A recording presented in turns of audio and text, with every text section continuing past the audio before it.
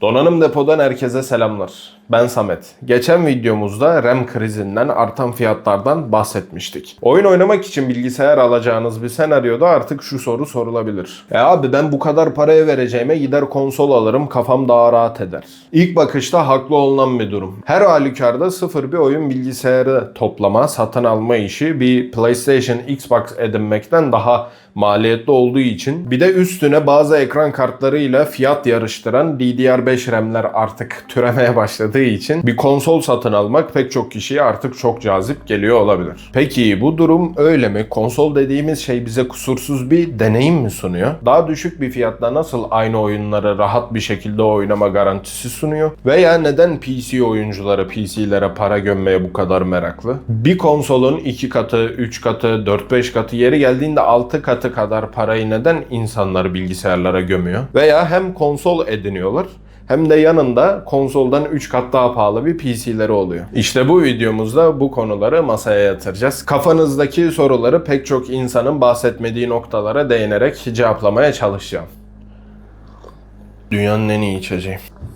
Bugün 4K oyun oynamak için kuracağınız bir sistemin ekran kartı parasına, sadece ekran kartı parasını bir konsol alabiliyorsunuz. Sürücü driver derdi yok. RAM yetecek mi derdi de yok. Donanım uyuşmazlığı da yok. Fişe taktığınız gibi direktmen devasa yapımları çıktığı ilk gün acaba kaldırır mı diye düşünmeden oynayabiliyorsunuz. Fiyat performans oranında ibre bariz bir şekilde konsollardan yana. Ama burada büyük bir ama devreye giriyor. Konsolcuların pek konuşmadığı, hatta bazılarının bilmediği, yani en azından casual konsol kullanıcılarının pek çoğunun bilmediği bir durum bu. Farklı bir yerde PC konsol karşılaştırması yapılırken bahsedildiğini genelde görmediğim bir konu bu. Görüntü kalitesi ve akıcılık. Şimdi kaba bir şekilde görüntü kalitesi ve akıcılık dedim ama şöyle bir durum var. Herhangi bir konsolda 4K oyun oynuyorum dediğiniz zaman aslında çoğu zaman native, yani gerçek 4K'da oyun oynamıyorsunuz. Cihaz oyunu daha düşük bir çözünürlükte işleyip yapay zeka ve çeşitli teknolojilerle PSSR, FSR gibi 4K'ya upscale ediyor, yani büyütüyor. Çünkü aslında bu cihazlar o kadar da güçlü değiller.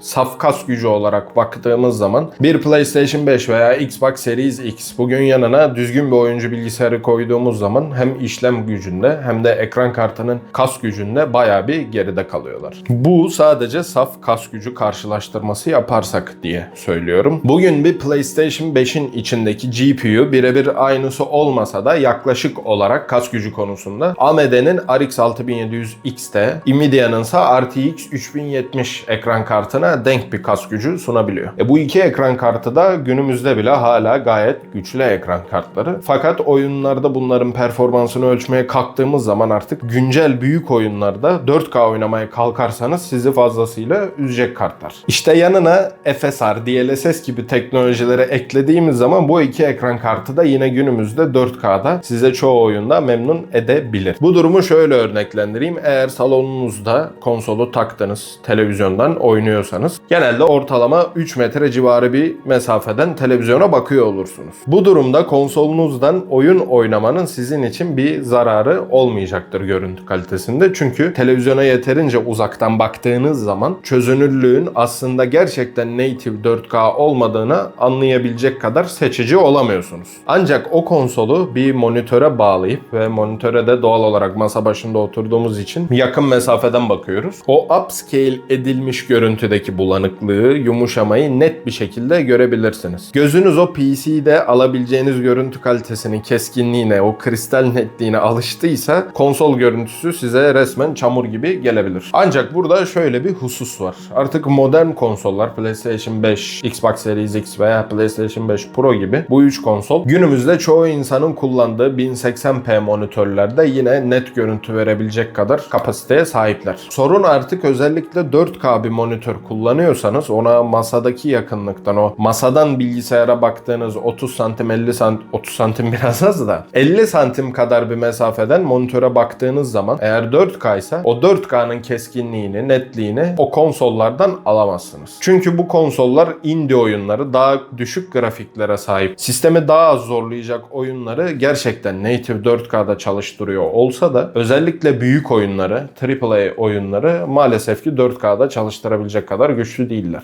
Firmalar ne kadar optimizasyona uğraşırsa uğraşsın bu cihazlar bu oyunları native bir şekilde 4K'da açamıyorlar maalesef. PlayStation 5 ve Xbox Series X ile hayatımıza artık konsollarda kalite seçme ayarı geldi. PC'deki kadar detaylı olmasa da artık oyunlarda genelde bir performans modu bir de kalite modu oluyor. Büyük oyunlarda bu kalite modunu seçtiğimiz zaman görüntümüzün keskinliği çok daha iyi oluyor. Fakat FPS'imiz %90 ihtimalle PlayStation 5 Pro hariç. Pro'da biraz bu yüzden çıktı. PlayStation 5 insanlara 60 FPS sözünü vermişti yüksek çözünürlükte. Bunu yerine getiremedi. İşte burada da ikinci bir konsol handikapı olan FPS kilidi artık devreye giriyor. Bu hatırı sayılır oranda insanın takacağı, sorun edebileceği bir problem. Oyunda kalite modunu açıyorsunuz. Grafikler şahane ama oyun 30 FPS'e kilitleniyor. PlayStation 5 Pro almak zorundasınız. Akıcı olsun diye de performans modunu alıyorsunuz. Bu sefer çözünürlük 1080p'lere kadar düşebiliyor. Konsol ne kadar görüntüyü o televizyonunuzun veya monitörünüzün çözünürlüğüne upscale etmeye çalışsa da PC'deki gibi native şekilde 4K oynayayım hem de 120 FPS alayım deme şansınız yok. Bu herkesin sorun edeceği problemler değiller tabii. Ben burada sadece bunlardan bahsediyorum. Aklınızda bulunsun. PC'de zaten native bir şekilde 4K oyun oynamak istiyorsanız ve 120 FPS'ler almak istiyorsanız minimum bir 3,5-4 adet kadar PlayStation 5 parası veya Xbox Series X parası ödemeniz gerekiyor. İşte burada da geriye dönük uyumluluk sorunu diye bir handikap da devreye giriyor. Maalesef ki konsollarda PC'deki gibi örneğin 10 sene önce çıkmış bir oyunu veya 20 sene önce çıkmış bir oyunu yüklediniz. Bazı oyunları konsollarda çalıştıramayabilirsiniz bile. Çok eski mesela böyle PlayStation 1 oyununu, 2 oyunlarını genelde PlayStation'larda eğer özel bir sürümü yoksa PlayStation 5'te veya 4'te çalışabilecek çalıştıramıyorsunuz. Ama çalıştırabileceğiniz örneğin bir PlayStation 4 oyunu var. PlayStation 5 versiyonu yok. Her ne yaparsanız yapın oyunu PlayStation 4'te gördüğünüz kalitede oynamak zorunda ve PlayStation 4'te oynadığınız FPS olan 30 FPS'te oynamak zorundasınız. Peki neden bu böyle oluyor?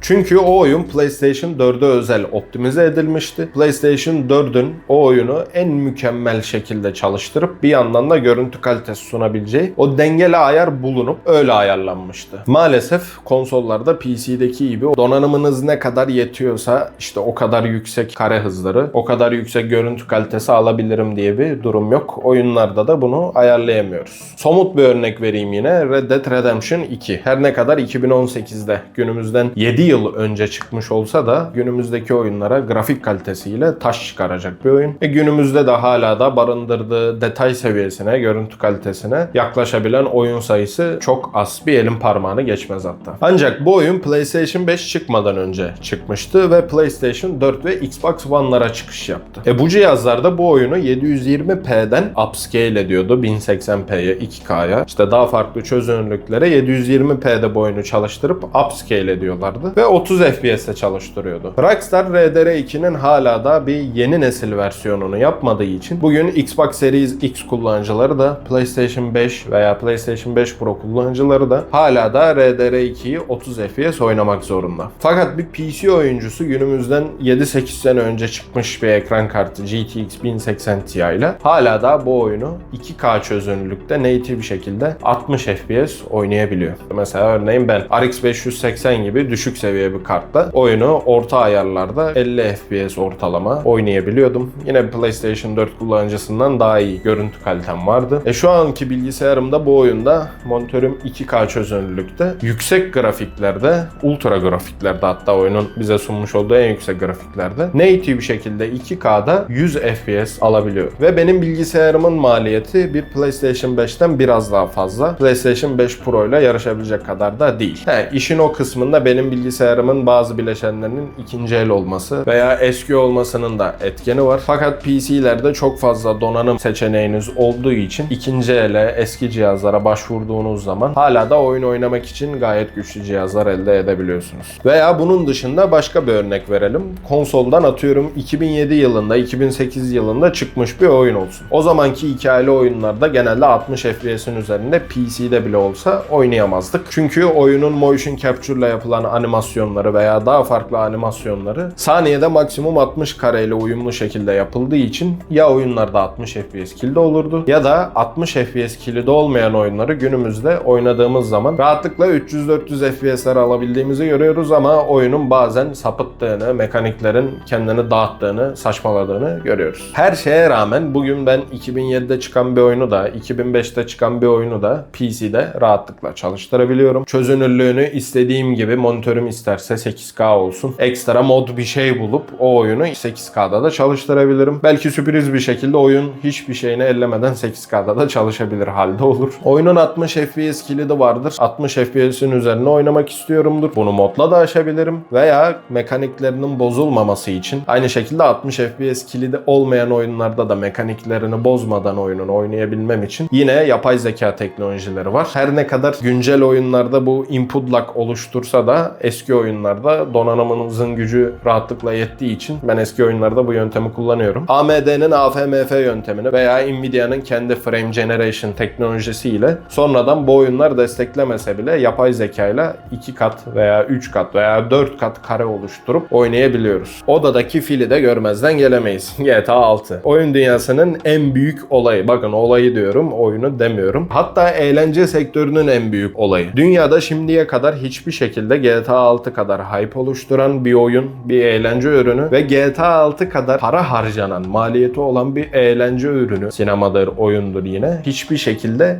yok. Ancak PC oyuncuları olarak biz minimum 1 sene bekleyeceğiz. İşte biz bu süre boyunca YouTube'dan videoları izleyip spoiler yememeye çalışacağız veya hiç YouTube'dan video bile izlemeyeceğiz. Son olarak bir de oyun fiyatlarına da değinelim. Oyun fiyatları konusunda da bir konsol aldığınız zaman o konsolun kendi marketine artık bağımlı kalıyorsunuz. Biraz da konsolların fiyatlarının ucuz olma sebebi bu. Çünkü konsolu aldıktan sonra PlayStation Store'dan mecburi bir şekilde bu oyunları satın almak zorundasınız ve her satın alımınız Sony'ye para kazandırıyor. Ancak PC'de böyle bir kısıtlanmamız yok. İsterseniz Epic Games'ten, isterseniz Steam'den, Xbox'tan, GOG'dan hangisinden daha avantajlı bulduysanız veya keyfiniz hangisinden istiyorsa oradan satın alabilirsiniz. Yani konsol üreticileri aslında konsol sattıktan sonra da para kazanmaya devam ediyor. Fakat bilgisayar üreticileri bilgisayarı sattıktan sonra artık para akışı kesiliyor. Bir kerelik oluyor. O yüzden biraz da konsol fiyatları dediğim gibi düşük oluyor. PC'de oyunlara daha ucuz bir şekilde erişebiliyorsunuz. Satın alsanız dahi illa Steam indirimi, Epic Games indirimleri genelde bu Xbox'a özellikle PlayStation Store'a göre çok daha ucuza aynı oyunları bulabildiğiniz oluyor. Bu konuda PC'de oyun almak çok daha ucuz. Eğer ki burada da şöyle bir durum var. Sürekli oyun oynarım ben. Haftada bir oyun bitiririm, 5 günde bir oyun bitiririm artık ne kadar sürüyorsa. Ardından yeni bir oyuna geçmek isterim hemen. Böyle bir oyuncuysanız PC'de maliyetiniz tabii ki daha düşük olacaktır. Fakat ben işten geldiğim zaman zaten 2 saat oyun oynuyorum, 1 saat oyun oynuyorum. Bir oyun aldığım zaman 2 ay, 3 ay onunla takılıyorum diyorsanız PlayStation'ın oyun kolunun size hiçbir zararı yok. Özetle olay sadece para değil. Olay aslında biraz da kontrol. Eğer benim gibi ben monitörün dibine girerim, pikselleri sayarım, işte kristal netliğinde olmasını kafama takarım abi. O bulanıklığı, çamurluğu görmek istemiyorum. Native görüntü isterim. Ayarlardan gölgeyi kısıp doku kalitesini arttırarak kendi optimizasyonumu kendim yaparım diyorsanız paraya kıyıp o krizdeki RAM'leri alıp PC toplayacaksınız. Ama ben işten gelince koltuğa yayılırım. TV'den oyunumu oynarım. 30 FPS, 60 FPS bana çok da fark etmiyor. Oyunu rahatça oynayabileyim yeter diyorsanız 2026'ya girerken özellikle şu dönemlerde PC toplamak yerine konsol almak en mantıklı hareket. Çünkü hala da konsol fiyatları fahiş fiyatlara geçmiş durumda değiller. Günün birinde geçebilme ihtimali var. Çünkü bu üreticilerin de elindeki RAM stoğu bitebilir. Önceki videomuzda da belirttiğimiz gibi. Eğer RAM kriziyle ilgili videomuzu da izlemek isterseniz buradan erişebilirsiniz. Siz konsol veya PC karşılaştırmasında hangi taraftasınız? Görüntü kalitesi ve akıcılık mı? Yoksa fiyat ve kolaylık mı? Yorumlarınızı bekliyorum. Hepsini okuyacağım. Eğer videoyu beğendiyseniz like atabilir, kanalımıza abone olabilir, arkadaşlarınızla videoyu da paylaşabilirseniz bizi çok mutlu edersiniz. Bir sonraki videoda görüşmek dileğiyle. Hoşça kalın.